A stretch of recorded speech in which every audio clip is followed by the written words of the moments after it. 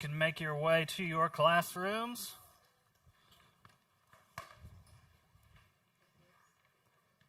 Students and adults, why don't you go ahead and grab your Bibles with me.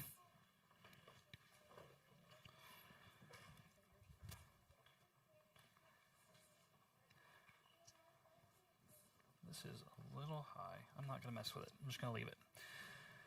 Grab your Bible and turn to the book of Revelation with me.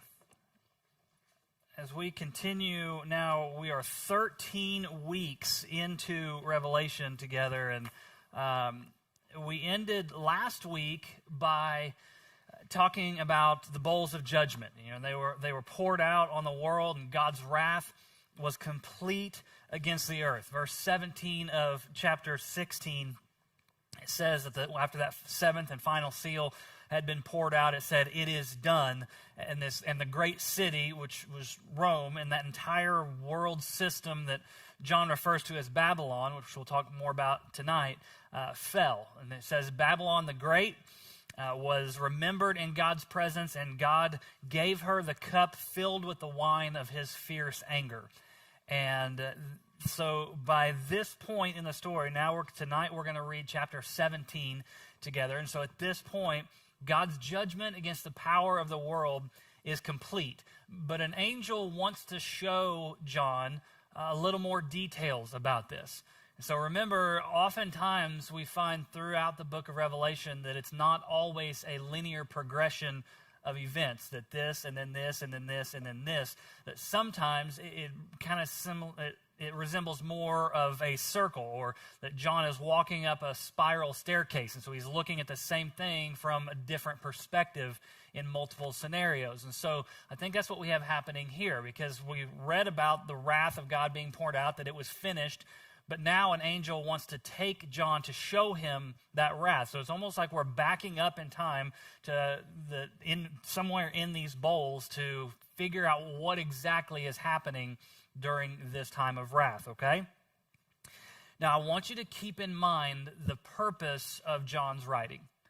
And hopefully by now, we're 13 weeks into this. Hopefully I've repeated it enough that you know why John wrote the book of Revelation, that he was writing it to 7 churches that were facing fierce persecution. They were facing fierce temptation to compromise their faith, to give in, and to adopt Rome's system for things so that they could gain different levels of comfort, maybe even keep their job or not be persecuted, not be put in jail, not be killed. And so that was the temptation. This was the world in which these 7 small churches lived in. They felt insignificant. They felt overwhelmed and overpowered because it was a small 7 groups in 7 different towns, not much bigger or maybe even a little smaller than G6 against the entire Roman Empire.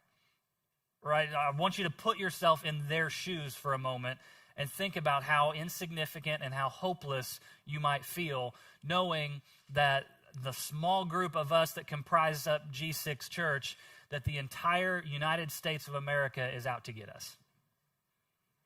How would we feel about that? And not just out to get us like, hey, we're going to audit all of your taxes. We're going to do that, plus we're going to put you in jail just because we feel like it. We're not going to give you your national right to a fair and honest trial. We're just going to skip all that. We're just going to put you in jail because we don't like you. May even kill you. Probably we're going to beat you. But just because you guys go to church, just because you claim Jesus, that's how we think about you, and that's what we're going to do. Who are you to stop us? That's the culture in which John is writing to these churches. And so, yeah, they're going to feel pretty hopeless. They're going to feel pretty exhausted and terrified and scared and all of that. And even though the world around them seemed overpowering and they seemed so insignificant,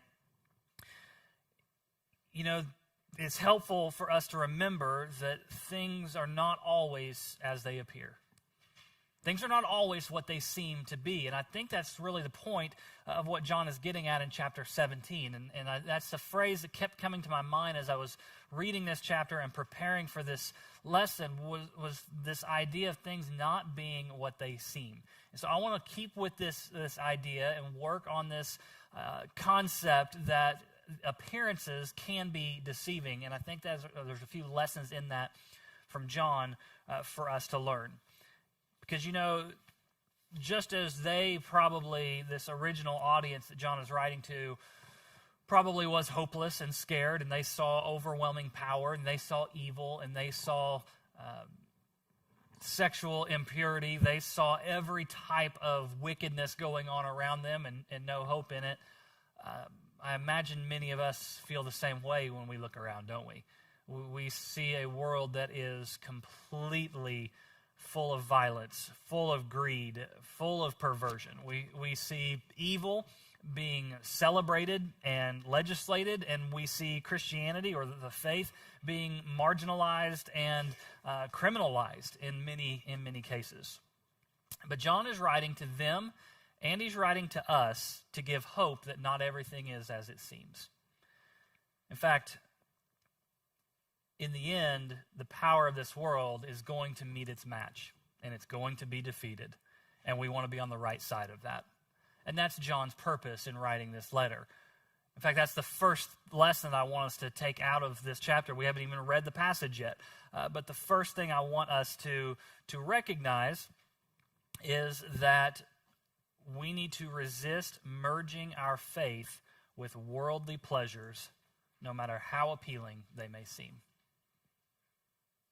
We got to resist merging our faith with worldly pleasures, no matter how appealing it may seem, because that was the scenario in which they found themselves. And I think it's a scenario in which we find ourselves as well. So let's jump into this and read what John has to say here in this passage and see if all this makes sense. Chapter 17. When one of the 7 angels who had the 7 bowls came and spoke with me, "Come, I will show you the judgment of the notorious prostitute who is seated on many waters. The kings of earth committed sexual immorality with her, and those who live on the earth became drunk on the wine of her sexual immorality. Then she carried me away in the spirit to a wilderness. I saw a woman sitting on a scarlet beast that was covered with blasphemous names and had 7 heads and 10 horns. The woman was dressed in purple and scarlet, adorned with gold, jewels, and pearls. She had a golden cup in her hand filled with everything detestable and with impurities of her prostitution. On her forehead was written a name, a mystery, Babylon the Great, the mother of prostitutes and the detestable things of the earth. Then I saw that the woman was drunk with the blood of the saints and with the blood of the witnesses to Jesus. And when I saw her, I was greatly astonished." All right, real quickly. So we have seen John as one of John's other visions, a woman, in the past. This is the second time we see John say, "I saw a vision of a woman." If you remember, chapter 12, John saw an image. He saw a vision of a woman, and there's a stark contrast between these 2 women. The woman he sees here is a prostitute who is full of all kinds of detestable things and immoralities. The woman that he sees in chapter 12, you might remember, was a pregnant woman. And a dragon was trying to eat her baby. You remember that? We remember that chapter 12, the woman in that passage, we identified as symbolic of the remnant of God's faithful people who would introduce the Messiah to the world. This was the faithful members of the nation Israel that would bring Jesus into the world so that he could do his work that he was going to do. And that's why the dragon wanted to stop it, right?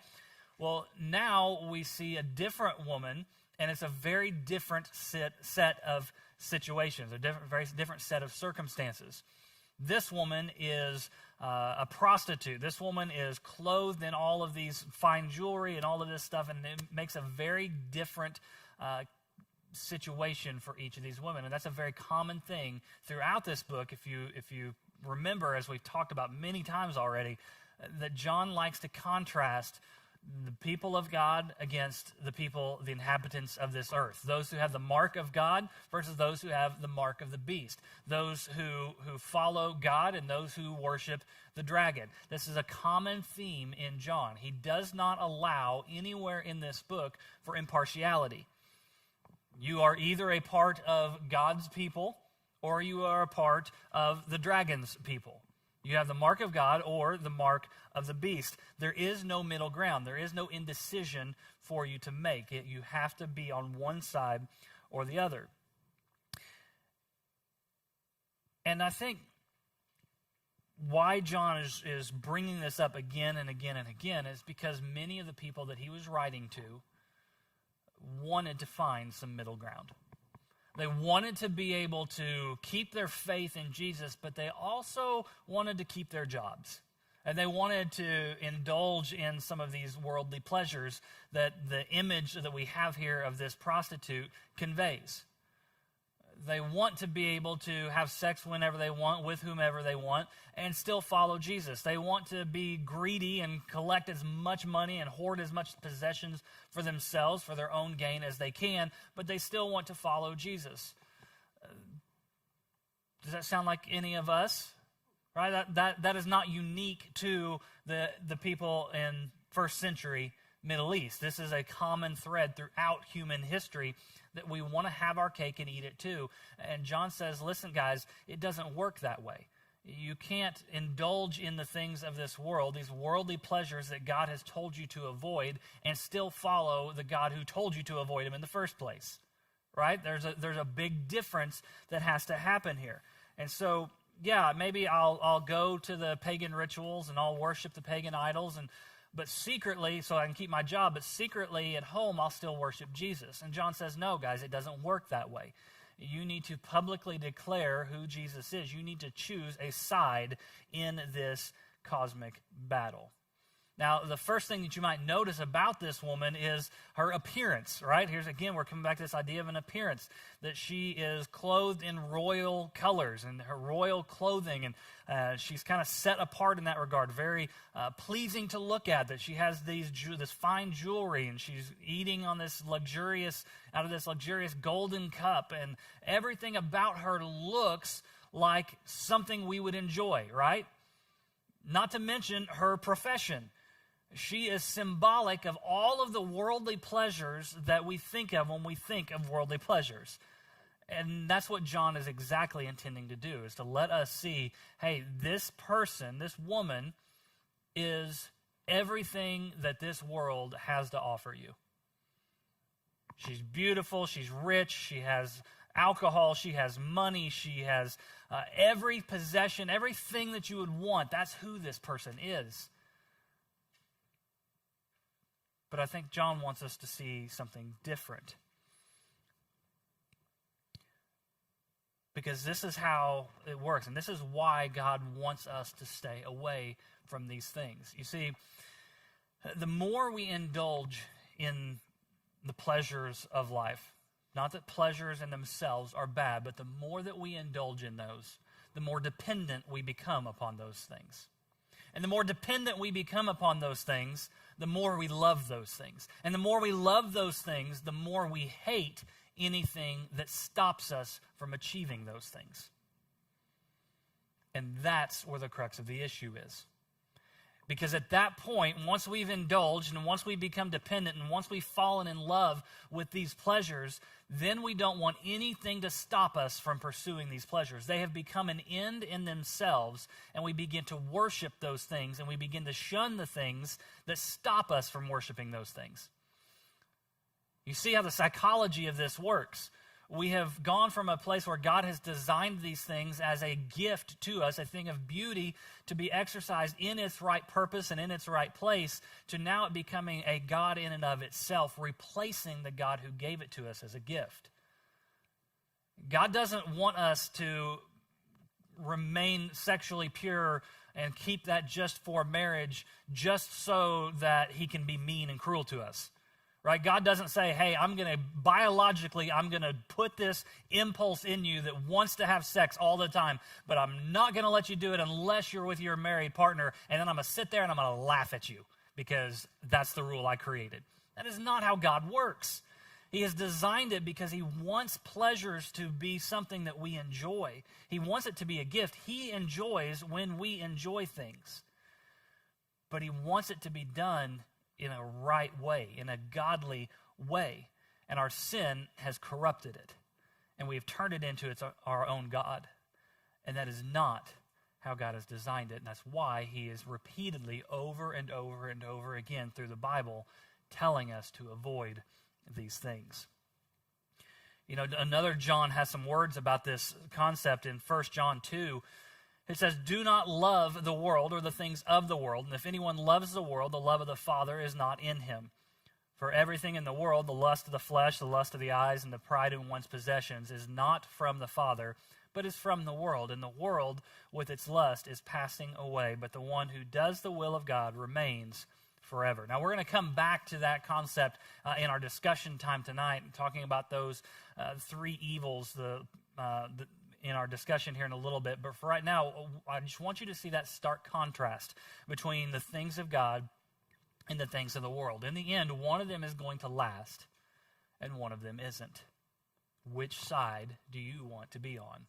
Is the question that John is posing to us. He's describing this woman, this prostitute, in this way because he wants us to remember that even though these pleasures that the world offer appear to be desirable, they ultimately are going to meet an unsavory demise, and we ought to be on guard against such things.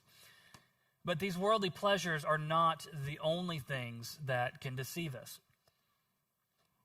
It's not just pleasure, but the world's power may appear to be winning, but destruction is definitely coming. This goes back again to the idea of how overwhelmed these Christians felt in the face of the might and the power of the Roman Empire. Rome definitely appeared to be winning to these 7 small churches. They were losing their jobs, they were losing their income, their families, their friends. Their way of life was being destroyed by this power, and it appeared as though they were losing. But John is writing to them to say, listen, I know it looks that way. I know the power of the Roman Empire. Remember, John is exiled on an island. He understands what can happen when you follow Jesus.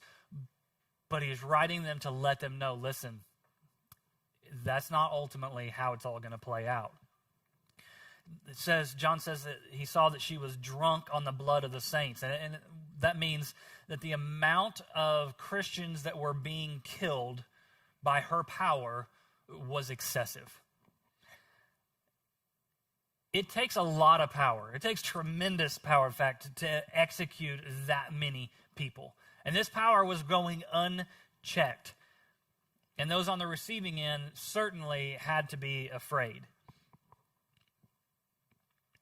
I mean, even her name, that mysterious name that was written above her was Babylon the Great, right? The Great implies some sort of power or force that is beyond our control.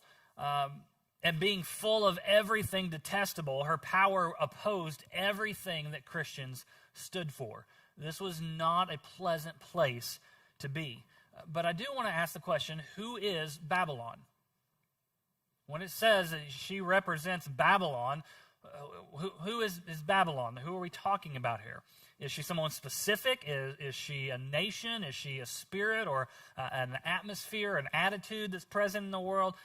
Who is this person? Well, she is symbolic of a domination system that exists in the world. And it's built on 4 different tenets that we're going to look at here that are in your handout.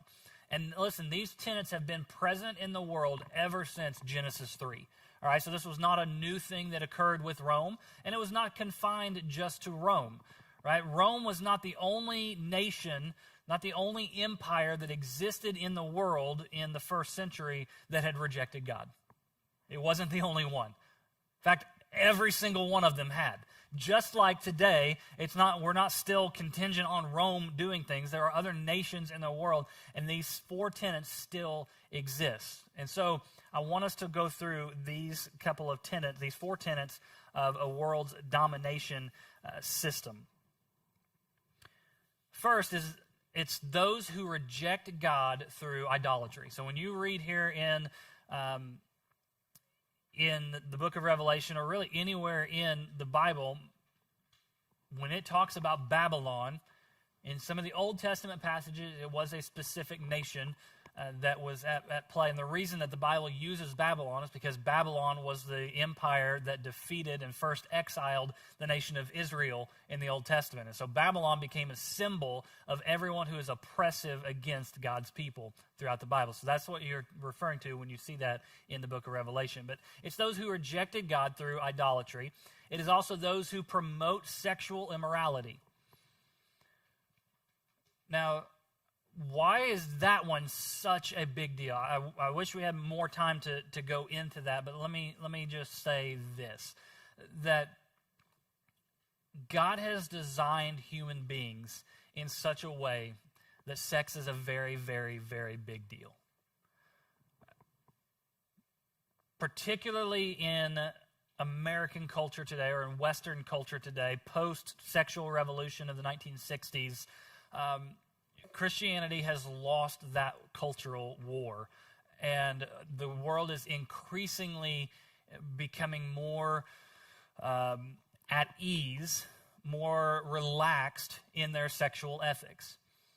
And the accusation is often thrown against Christians that Christians are just prudes, that Christians don't enjoy sex, they don't want you to enjoy sex, and nothing could be further from the truth. When you look at the classic Christian teaching on sex, it is not something that says it's a bad thing. It's something that says it's a good thing. It's something to be enjoyed. It is actually a gift from God.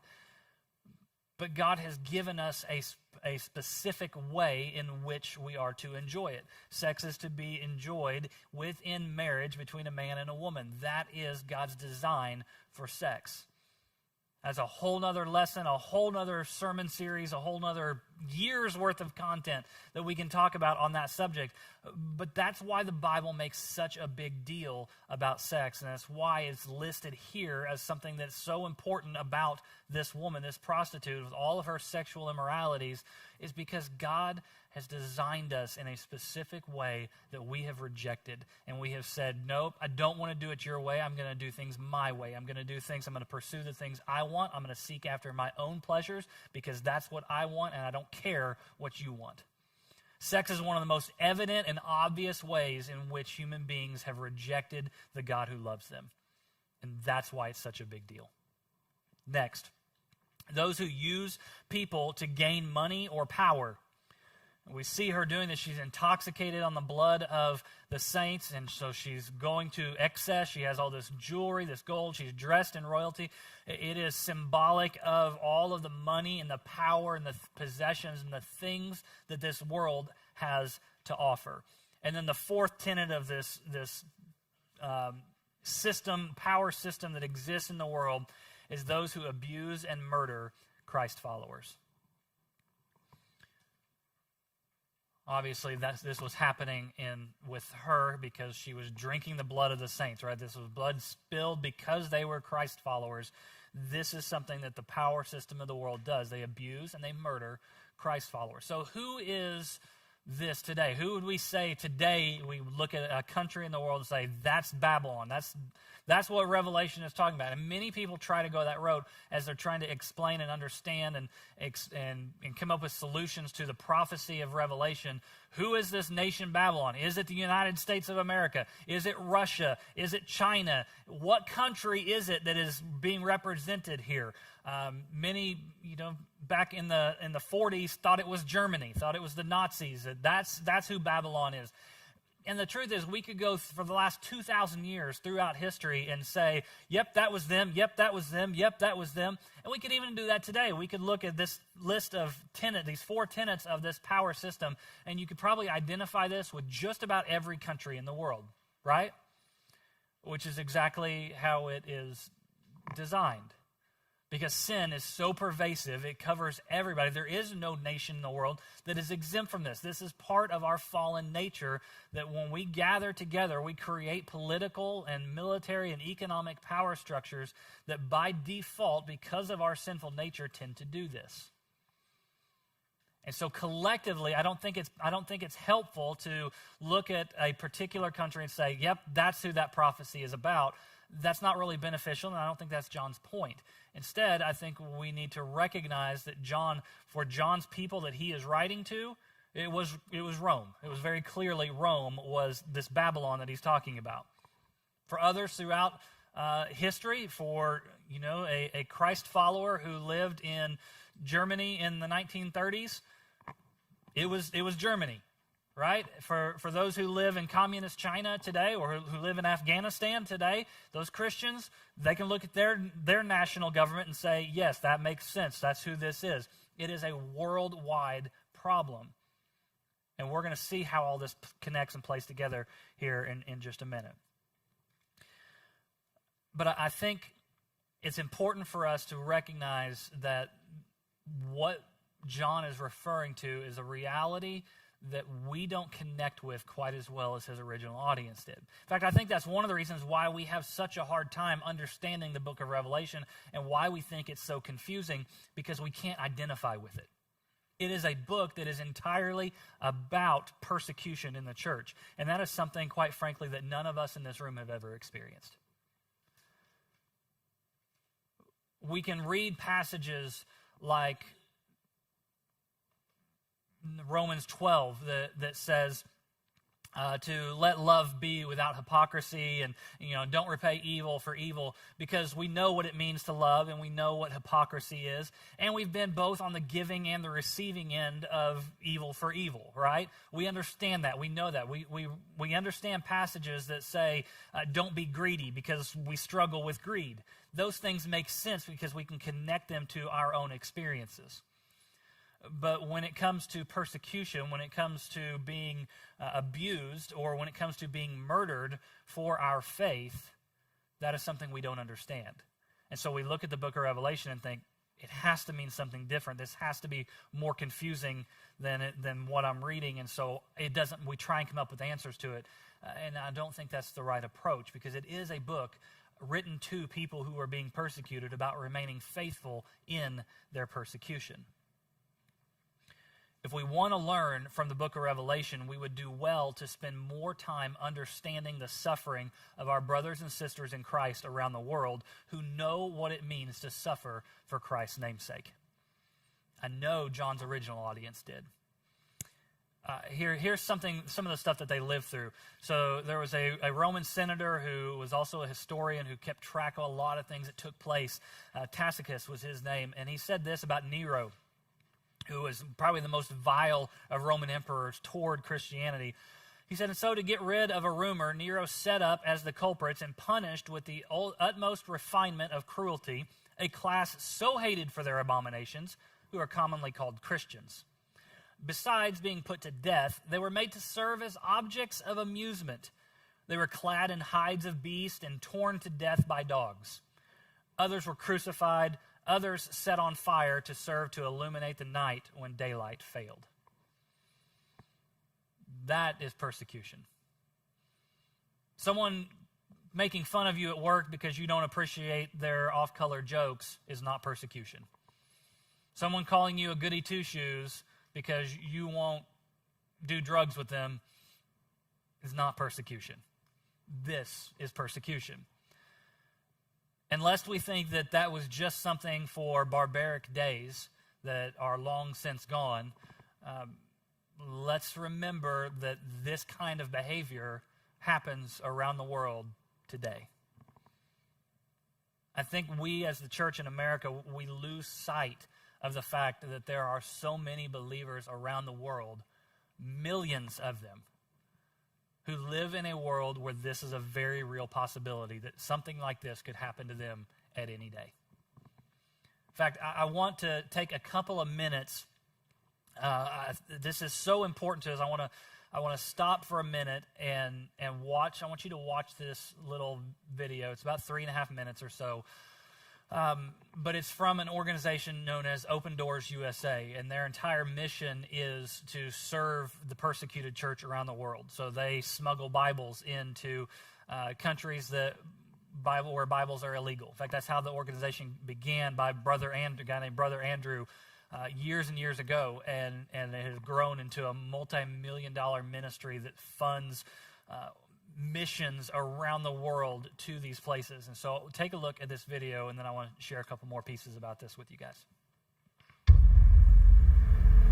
The desert.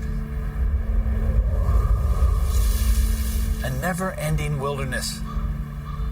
barren and desolate. But even here, if you look closely, there's life to be found. These are Yucca brevifolia, better known as a Joshua tree. This single tree could be hundreds, even thousands of years old. And that's because what you see is only part of the story. Underground, there's a massive network of roots going down to water, pulling that water out of the ground and storing it in the tree, keeping the tree alive, resilient to the desert wasteland. In the world today, 1 in 8 Christians are discriminated against, oppressed, even attacked, just because they follow Jesus. They are desperate voices crying out in a dry land. When I became a Christian, my village turned against me. I no longer belong. In China, the government installed facial recognition cameras in our sanctuary.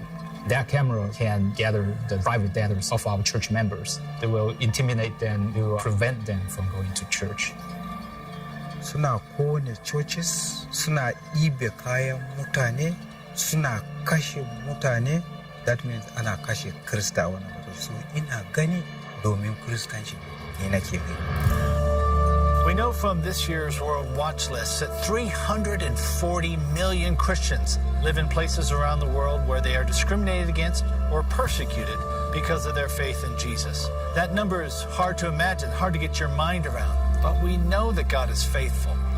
In the book of Isaiah, God tells his people, I will make new ways in the wilderness and rivers in the desert. In midst of persecution, churches are growing more. Through the persecution, God is making the church grow. We are so united together like never before. We have a revival in our church, even in the severe persecution. Saboda haka wannan ma ban za mu addu'a cewa ba, sai dai mu yi addu'a cewa Ubangiji Allah ya ba mu karfafawa wanda za mu jimre. God has sent a river into the wilderness, and his people are resilient. Like the Joshua tree, they're living boldly in the desert, and they depend upon the church, the roots of his family, for water and support. They are so encouraged by Christians around America. Pray for them, really care for them. It's like a body of Christ. When you read the 2021 World Watch List and let it touch your heart, when you commit to pray for your brothers and sisters who are persecuted around the world for their faith, you're helping God make rivers in the desert and helping his children to stand strong for him. The prayer is the core. When you don't know anything, just pray. When you don't understand anything, pray. You will understand. Open Doors has been called into this work to strengthen God's people in the desert and to help them overcome the odds. Will you join us?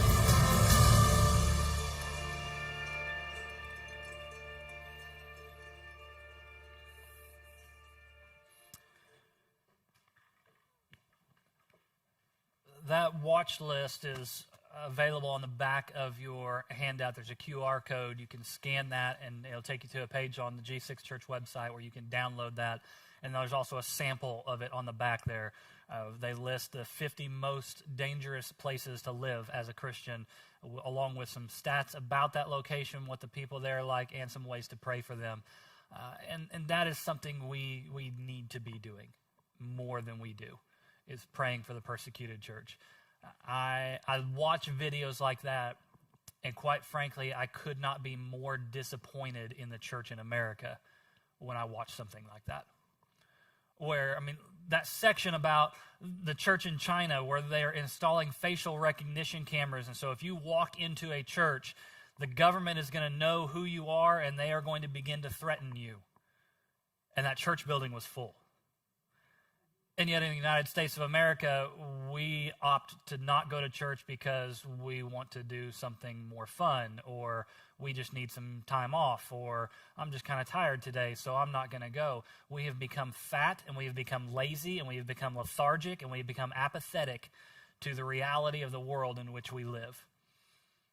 And yet, around the world, millions of people gather every week at their own risk, at the risk of their own families, because they recognize the importance of worshiping together.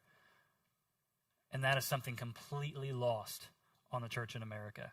And shame on us for that. So, seeing such persecution with our own eyes, maybe then we can start to understand a little bit better what the book of Revelation is about.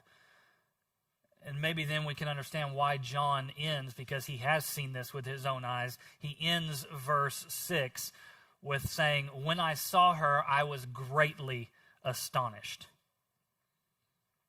That phrase, greatly astonished, in our language we might say, he just was saying, I could not wrap my mind around what I was seeing. That's how traumatic it was to watch what this woman, this prostitute of Babylon, what she was doing. I couldn't make sense of it in my head. I was trying, but it was a complete bewilderment to me what I was seeing take place. So then, let's keep reading the other half of this chapter. Then the angel said to me, "Why are you astonished? I'll explain to you the mystery of the woman and of the beast, with the 7 heads and the 10 horns that carries her. The beast that you saw was and is not, and is about to come up from the abyss and go to destruction. Those who live on the earth, whose names have not been written in the book of life from the foundation of the world, will be astonished when they see the beast that was and is not and is to come. This calls for a mind that has wisdom. The 7 heads are 7 mountains on which the woman is seated. They are also 7 kings. 5 have fallen, 1 is, the other has not yet come. And when he comes, he must remain for only a little while. The beast that was and is not is itself an 8th king, but it belongs to the 7 and is going to destruction. The 10 horns you saw are 10 kings who have not yet received a kingdom, but they will receive authority as kings with the beast for 1 hour. These have one purpose, and they give their power and authority to the beast. These will make war against the Lamb, but the Lamb will conquer them because he is Lord of lords and King of kings. Those with him are called, chosen, and faithful. He also said to me, the waters you saw where the prostitute was seated are peoples, multitudes, nations, and languages. The 10 horns you saw and the beast will hate the prostitute, and they will make her desolate and naked and devour her flesh and burn her up with fire. For God has put it into their hearts to carry out his plan by having one purpose, and to give their kingdom to the beast until the words of God are fulfilled. And the woman you saw is the great city that has royal power over the kings of the earth. So this angel then explains, as John is standing there trying to make sense of what he has seen, the angel begins to explain this, and I don't know about you, but he makes it a lot more confusing, right? Have you ever had someone explain something to you, and when they were done, you were more confused than before they started explaining, right? We all have. And I feel like that's kind of what happens here. The angel is like, all right, John, let me break this down for you. Here's what happened. You know, there's 7 hills, and there's 7 kings, and 5 of them are already dead. 1 currently is alive. The other king hasn't come yet. But then there's another one. There's an 8th king who is actually the beast himself, and he's also one of the 7 that we've already talked about. And then there's 10 other kings, and, you know, they're only going to be king for an hour, but then he's going to give their kingdoms to the beast, which is the 8th king that we've already talked about, who's one of the 7 that we've already seen. Does that sound anything like an Abbott and Costello bit to you, like the who's on first kind of thing? How is that explaining anything? Now I understand why the angel says this requires a mind that has wisdom, right? You got to be an Einstein to understand what he's saying here. Wrong. It's not that complicated. Remember, we have to get into the context of the people that this was written to. This would make a lot of sense if you lived in 1st century Western Turkey, okay? The 7 hills, or the 7 mountains, some of your translations will say, that's a very, very obvious reference to Rome. The city of Rome was built on 7 hills, 7 kind of provinces, kind of like how New York has 5 different boroughs. Rome had 7 hills, 7 different districts that made up that city. So when he says that this happens on 7 hills, every single person that in John's original audience reading this would have gone, he's talking about Rome. That one's simple, okay? The other one's a little bit more complicated. We start talking about the different kings and things, all right? So 7 hills, and they're represented by 7 kings. 5 of them have already gone. One is yet to come, and then there's going to be an 8th one, okay? Some have suggested that this is an actual lineage of the Roman emperors since the days of Jesus. So if you begin with Augustus, who was emperor when Jesus was born, there are, up until John is writing this, there were 5 emperors who had died. The current one, Domitian, was the one who's living.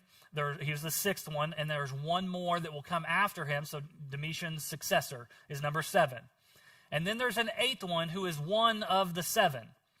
How is that possible?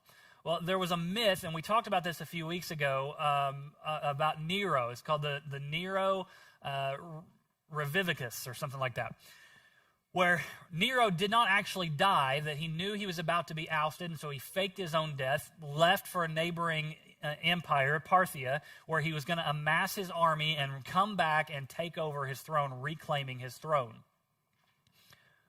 Maybe that's this one who was, this 8th one who is going to come, who was one of the 7, but is not right now.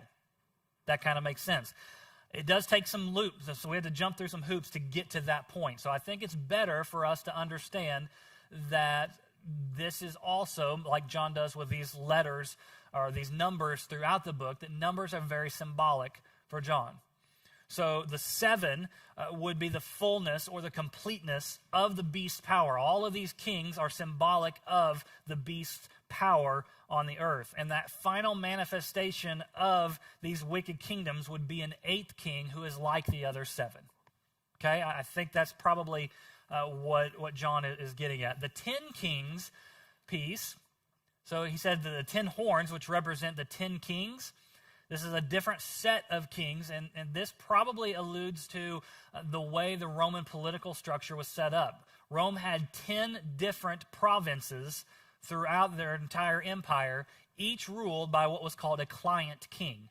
So Herod the Great, you guys remember the story of Herod being involved in the birth of Christ? He was one of these client kings. He was the regional ruler for that part of the Roman Empire. That's what these 10 kings refer to, these 10 different districts or 10 different provinces of Rome. And what we see happening here is very, very interesting. And this is one of the lessons I think we can pull away from this. Even in apparent strength, evil always ultimately self-destructs. These 10 provinces, these 10 kings, who are going to be king for an hour, which is another way of saying for a short amount of time. For a short amount of time, these kings are going to gain power. They're going to turn on the prostitute. They're going to give their power. They have one purpose, and that is to give their power to the beast. These evil provinces, these evil political and military powers, these different things that represent this worldly dominion that is over us right now, ultimately they are going to turn on themselves. Even though they look like they're really strong, and it terrifies Christians who are living in them, John says, listen, I know it's scary, I know their power looks insurmountable, but listen, evil always ultimately consumes itself. There's never been an emperor or a king or a dictator who rose to power out of evil ways and maintained it. His evil always came back to get him in the end. It is always going to work out that way. That's part of God's design. This is part of how God is punishing. He's pouring out his judgment on the evil of the world by allowing evil to consume itself. So all of these world political powers are going to turn on each other and destroy one another. And ultimately, what's going to happen is they're going to give their power to the beast. I think what John is describing is a consolidation of the world's power, where Satan collects the entire power, every might, every ounce of power and of strength that this world has to offer is ultimately going to be given to the beast. And the beast is going to collect all of this power. He's going to store all of it up for one colossal final battle where he's going to attack, come against the Lamb. John gives us a spoiler alert, does not go well for him.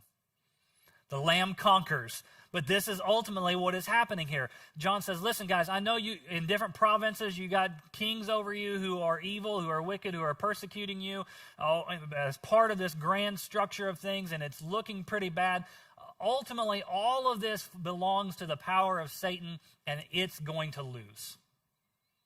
And that's the last piece as we wrap up tonight.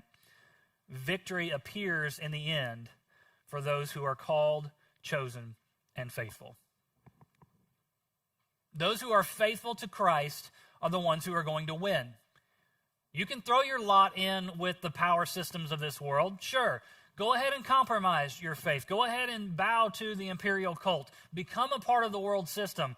It's not going to end well for you. If you want ultimate victory, it is only going to happen for those who are called and chosen and faithful. Now listen, those three things, I love that John includes those here because that shows us a bit of that tension, of that mysterious tension between God's sovereignty and human free will. That they are called and chosen by God, that God has selected you to be one of his people, to be one with the Lamb. And it requires you to be faithful. If you are not faithful to the Lamb, you will not participate in his victory. We are called and chosen by God, but we also must ultimately remain faithful to him. John is saying that if you want to be on the winning side of this cosmic battle that's coming, you have to remain faithful to the Lamb. Don't give in to the power and the pleasures of this world because they are doomed for destruction. Don't compromise your faith. Don't love the world and what it has to offer. It's fading away, and one day it's going to be gone. Pursue the one who will be forever. Remain faithful to Christ, even in the face of a world system that would abuse you and murder you for that faithfulness. So, I want us to go to discussion now, and let's talk about a few things. Now, since we did get a late start tonight, I'm gonna ask two of these questions, but I want you to look them over, think about them on your own later. First one, what examples can you think of where evil ended up destroying itself recently? Second, what hope do you find in this chapter, and why? Third, why is the image of a prostitute used to describe Babylon and the system it represents? Let's scratch that one. In fact, let's skip 1 and 3. Okay, so I want you to answer question 2.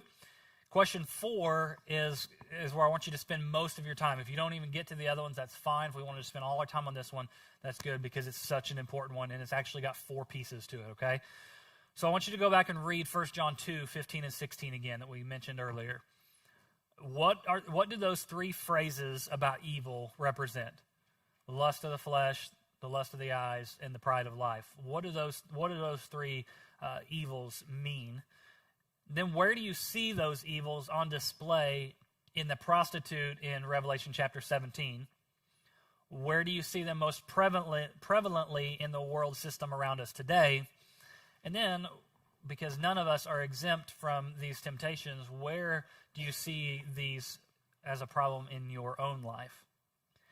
And then I want us to end by praying for the persecuted church based on that handout that's on that description for Nigeria that's on the back of your handout. Okay? All right, let's go ahead and go to discussion time, and we'll spend about 15 minutes there, and we will wrap up for the night.